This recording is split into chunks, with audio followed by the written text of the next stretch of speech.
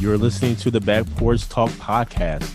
Danny and Jason had many discussions and debates on the back porch while making pivotal investment moves with assets. That's right, with trading cards. They welcome you to the back porch and right into those discussions about current sports news with a fresh and unique twist. So come on and join us.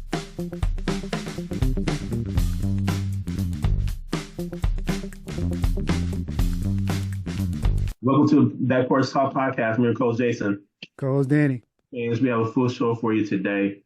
A little Major League Baseball playoffs and a little NFL and maybe some NBA talk. But first, Danny, right into Major League Baseball, where the Milwaukee Brewers and the LA Dodgers started their series in the National League Championship Series. The Milwaukee Brewers take an L, losing 2-1 against the Dodgers. And let me just say, Danny, what a pitching performance by Snell. I mean, you talk about lights out. The way he was pitching, man, forget a closer, man. Let him go ahead and do a complete game. Hey. Let him go ahead. The way he was flowing. Nah, if I was a manager, you know what? You can rest later on. Yep. You went out one or two. What? He pulled him in the 8th inning. You got 2 more innings. The way you were flowing. I mean, no, man, keep him in. Especially with that bullpen. Oh, the bullpen almost lost it for him. That's exactly. They're terrible. Man. They've been notoriously bad. And you're right, Jason. Why not let him roll until he gets in trouble? To me, by pulling Snell, that played right into the Milwaukee Brewers' hands because the Milwaukee Brewers was not hitting that changeup at all. I mean, he was throwing changeup after changeup. I was like, man, once I get a little bit closer to the plate, because he's throwing it on the outside. Snell pitched he pitched the game, and I was like, man, this dude is cheating. He pulling out the cheat sheet from his back pocket. You kidding me? But the fact that he did that, he wasn't cheating. But the fact that he did that, they would always show him on the bench in between innings, just going through his notes. I was like, man, he was very meticulous about his pitching in terms of who and how to pitch. So the bullpen of the Dodgers almost gave it away. Terrain should have took one for the team. Bases loaded. Almost a wild pitch. Terrain moves out of the way. I'm like, man, what are you doing? You should have just taken that hit. It was going to hit you. You didn't have to, really go into the pitch. Yep. You just stay where you were, brace yourself, and took one for the team, man. Yep. Couple ice packs today. You've been all right. That would have tied it up. Yep. That would have tied it up. So, but I am encouraged. I'm encouraged by this, Danny, with Milwaukee Brewers. One, the fact that we almost stole this game with the pitching performance by Snell. Yep. Says a lot. Mm-hmm. And I think it's going to give the Brewers confidence even more so. I think they had confidence going in because keep in mind, in the regular season, the Brewers swept the Dodgers 6-0. And so the confidence, I think, is there for the Brewers. I think they'll go ahead and come back from this. But we need Terrain. We definitely need Yelich, man. I don't know what happened to Yelich in the playoffs, for that matter. And we need them to step up. Yep. We need them to step up, man. Only 2 hits in this game. The Dodgers have 7 hits. You got to give the bullpen by the Milwaukee Brewers a lot of credit for sticking, to their guns here and really leaving it at a score of 2 because, man, Frelick had an awesome defensive play, saving a grand slam, basically, or at least a multi-bag hit. I mean, this was a good game all the way around. Intense game. I think today's game is going to be equally as intense, Mhm. but I think you'll start to get more hits from the Brewers. What say you, Danny, about the Milwaukee Brewers and the LA Dodgers? Jason, that terrain play, man. It's a bang bang thing though. It's it's his reactions. Mhm. Bases loaded. Yeah, he gets beamed. Yeah, they get a run in, and I think they win that game because they had all the momentum. Those pitchers and from the from the Dodgers bullpen were all over the place, Hmm. and that's what the goal is with the Dodgers. You got to get to the bullpen, and that's where you take advantage. There's where a lot of the teams, when they lose, that's why. Because their starting lineup or their starting pitching is like under 2 ERA. Easy. It's the bullpen. So we'll see how they do tonight. Peralta's throwing against Yamamoto, which will be a tough matchup again.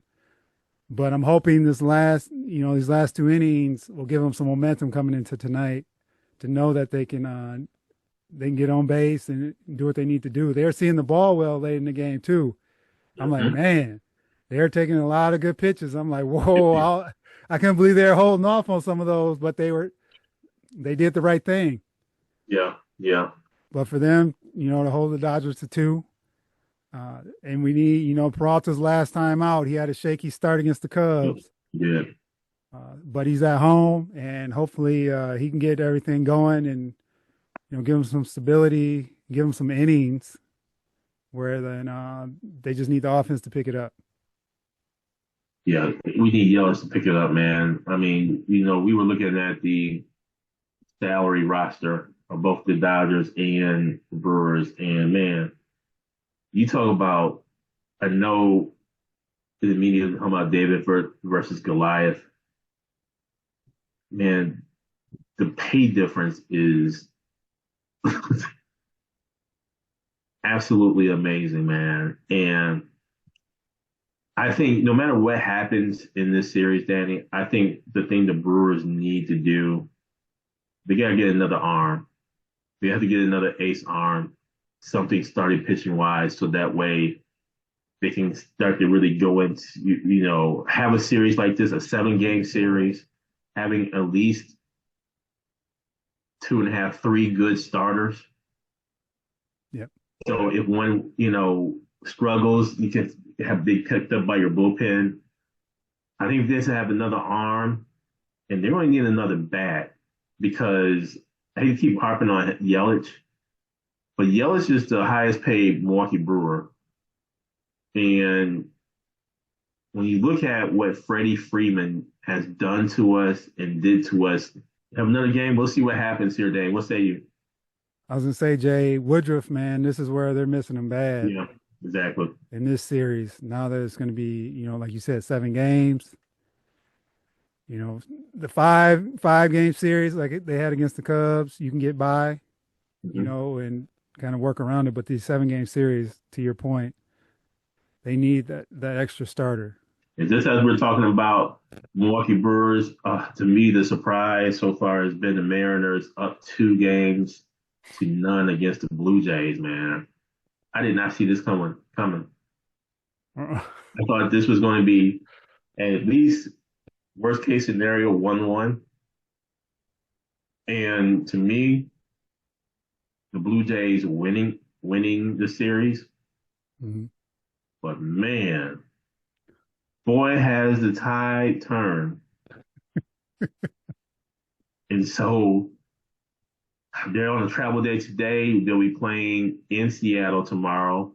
We'll see what happens. I believe this is a 2-3-2 type format for both series. And so we'll see, Danny. We'll see. What say you about the Mariners Blue Jays? Jason, off that game Friday night, I was, coming into game one with the Mariners Blue Jays. I'm like, man, what do the Mariners even have left? And for them to steal both games on the road after that 15 inning game on Friday night, to close the series against the Tigers, it's impressive, man. And they're just game one was 3-1, but last night was 10-3, 3 home runs. And the Mariners, man, they are tough, and they have some good pitching too. Their starting pitching is, good, and so is the Blue Jays. That's why they're here. But yeah, the Mariners, man, I'm just shocked based on, like I said, Friday night and coming into Toronto and doing what they're doing. So Toronto better watch out for they get swept. And now getting right into NFL, where some surprises in this week. First, let me just start off with the Eagles Giants, where the Giants went ahead and actually won. They beat the defending champions, the Eagles, 34-17, doubled it up on them. And this is just really interesting. I think the Eagles got some dissension in their locker room, especially when it comes to pass catches, things of that nature. But you got to give some props to Jackson Dart, 17 for 25, 195 yards, 1 touchdown. Jalen Hurts threw the ball for 283 yards, 1 touchdown, 1 interception. Saquon Barkley continues to not get the ball. Only 12 carries, 58 yards. Did have 2 catches, but to me, just not involved as much as he was last year.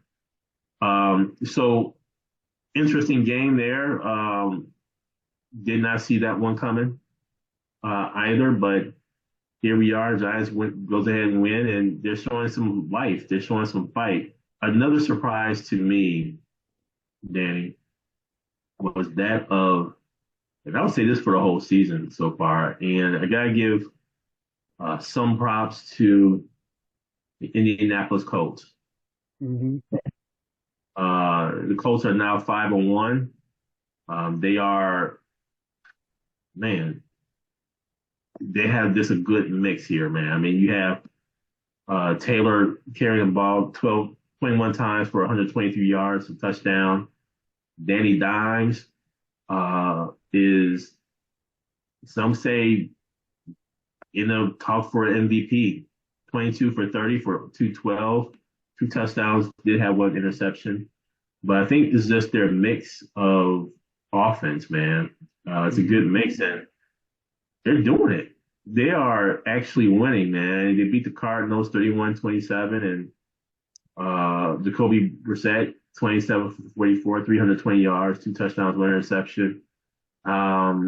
So kudos to the Colts, and I gotta say kudos to the Green Bay Packers getting this win. Let me just say that it was an ugly win. Could have been something completely different. 27-18, that's how the Packers went ahead and beat up on the Bengals. Jordan Love, 19 for 26, 259 yards, 1 touchdown, 1 interception. Let me just say that interception was a terrible interception. I kept saying, throw the ball in the stands or the sideline, throw it away. Shouldn't have to say that to someone who is a veteran quarterback making this much money. Yep. So, I don't know, Danny. What say you about the NFL? Jason, there was a game last night where the Atlanta Falcons faced the Buffalo Bills, and Atlanta had a great game.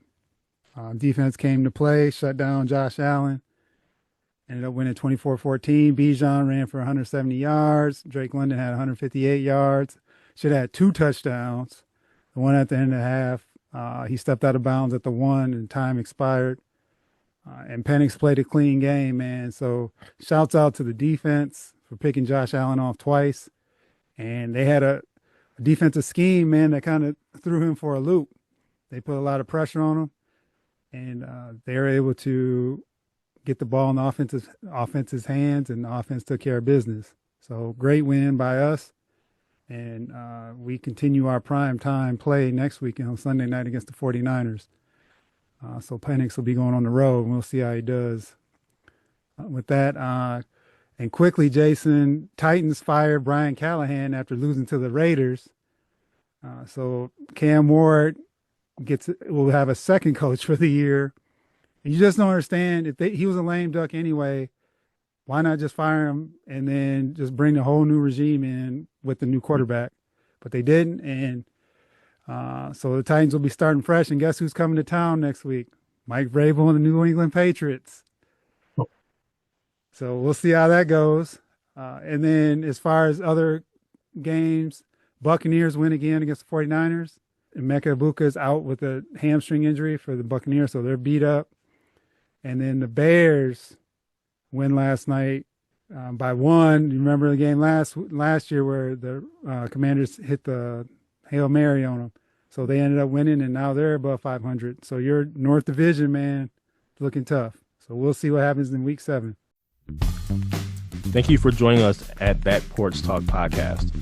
You can also join us on Twitter by tweeting us at back_podcast. For more information, you can go to our website, which is backporchtalkpodcast.com. You can also email us at backporchtalkpodcast@gmail.com.